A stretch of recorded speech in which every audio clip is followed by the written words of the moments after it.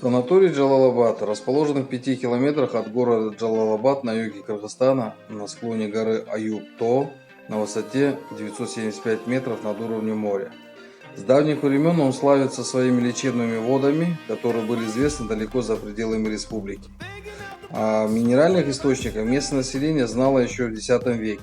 В 1885 году по приказу царского военного ведомства была развернута санаторно-курортная станция, построен лазарет, купальни и казармы.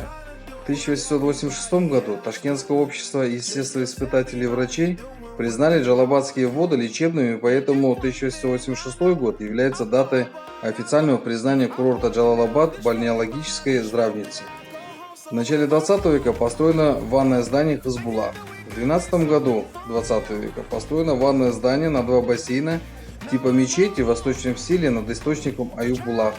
В советское время с 26 по 36 годы были построены 2 спальных корпуса и бассейны Джамы-Булак и Ак-Булак.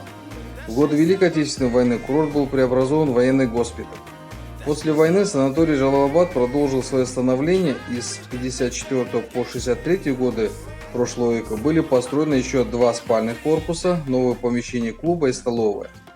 С 1973 года курорт является профилированной здравницей и принимает в основном больных, страдающих желудочно-кишечными заболеваниями. Также больная грязолечебница позволяет лечить заболевания костно-мышечной системы, болезни почек и гинекологические заболевания.